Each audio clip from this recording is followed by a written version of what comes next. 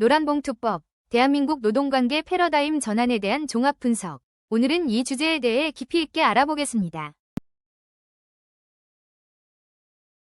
최근 국회를 통과하며 대한민국을 뜨겁게 달군 노란봉투법, 정확히 어떤 법인가요? 그리고 왜 노란봉투법이라는 별명이 붙게 되었나요?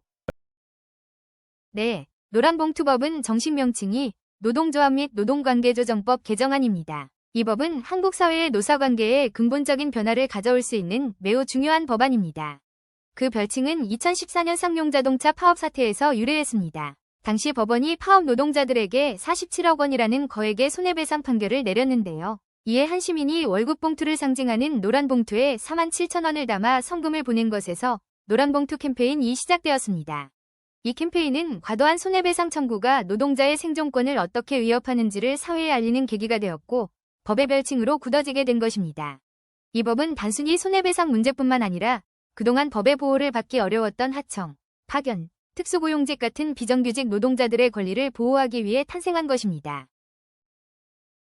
그렇군요. 그렇다면 이번 개정안의 구체적인 내용이 궁금한데요. 기존 노동법과 비교했을 때 가장 핵심적인 변화 세 가지는 무엇인가요? 이번 개정안의 핵심은 크게 세 가지 개념을 새롭게 정의한 데 있습니다. 첫째, 사용자의 범위가 확대되었습니다. 기존에는 직접 근로계약을 맺은 회사만 사용자로 봤지만 이제는 원청업체처럼 실질적으로 하청 노동자의 근로조건을 지배하고 결정하는 회사도 사용자로 보게 됩니다.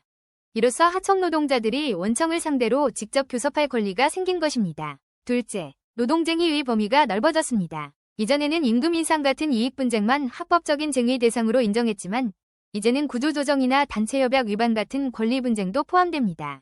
합법적인 파업의 범위가 크게 확장된 셈이죠. 마지막으로 파업 노동자에 대한 손해배상 책임이 제한됩니다. 노조의 결정에 따른 파업에 대해 조합원 개인에게 손해배상을 청구할 수 없게 되고 법원이 각자의 책임 정도를 개별적으로 따져서 배상액을 정하도록 바뀌었습니다. 이 세 가지 변화가 맞물려 노동계의 협상력을 근본적으로 강화하는 구조입니다. 법안의 내용을 들어보니 정말 큰 변화인데요. 이 법을 두고 노동계와 경영계의 입장이 극명하게 갈리고 있습니다. 각각 어떤 입장을 보이고 있나요? 네, 말씀하신 대로 반응이 극과 극입니다. 노동계는 이 법을 역사적 결실이라며 크게 환영하고 있습니다. 그동안 법의 사각지대에 있던 비정규직, 간접고용 노동자들이 헌법이 보장하는 노동 3권을 실질적으로 보장받게 되었고 기업의 무분별한 손해배상 소송을 통한 노조 탄압을 막을 수 있게 되었다는 입장입니다. 힘의 균형을 맞춰 실질적인 대화를 촉진하는 대화촉진법이라는 것이죠. 반면 경영계는 파업 만능주의를 부추겨 산업 현장에 큰 혼란을 가져올 것이라며 강력히 반발합니다.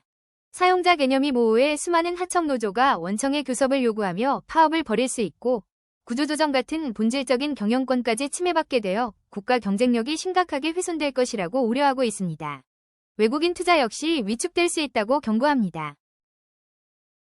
이 법이 글로벌 스탠더드에 부합하는지를 두고도 논쟁이 많습니다. 해외 주요 선진국들의 상황과 비교했을 때 노란봉투법은 어떤 특징을 가지고 있나요? 노란봉투법은 특정 국가의 모델을 그대로 따르기보다는 여러 나라 제도의 특징을 조합한 독자적인 형태를 띠고 있습니다. 예를 들어 원청의 책임을 확대하는 것은 미국의 공동사용자, 법리나 일본의 실질적 지배력, 기준과 비슷한 흐름을 반영한 것입니다. 하지만 결정적인 차이점도 있습니다. 미국, 일본, 독일 등 대부분의 선진국에서는 파업 시 사용자가 대체 인력을 투입하는 대체 근로를 허용해서 사용자의 방어권을 보장합니다. 하지만 한국은 이것이 법으로 금지되어 있습니다. 즉, 노란봉투법은 원청의 책임은 선진국 흐름처럼 넓히면서도 다른 나라들에서 인정하는 사용자의 방어권은 도입하지 않아 노사 간 힘의 균형이 노동계 쪽으로 크게 기울어지는 비대칭적 구조를 가진다는 점이 가장 큰 특징이라고 할 수 있습니다. 마지막으로 노란봉투법이 앞으로 우리 경제에 어떤 영향을 미치게 될까요? 긍정적인 전망과 우려되는 점을 모두 짚어주시죠. 전망 역시 첨예하게 대립합니다. 긍정적인 측면에서는 이 법이 한국 경제의 고질적인 문제인 노동시장 이중구조와 소득 불평등을 완화하는 계기가 될 수 있다는 기대가 있습니다. 하청 노동자들의 처우가 개선되면 내수가 활성화되고 장기적으로 경제의 건전성을 높일 수 있다는 것이죠.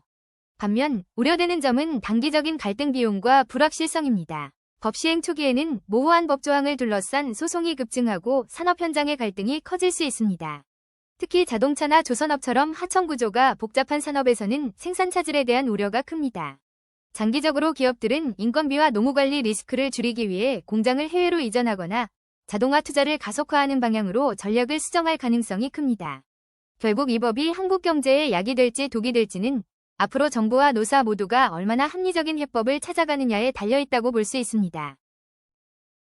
지금까지 함께해 주셔서 감사합니다. 다음 영상에서 또 만나요.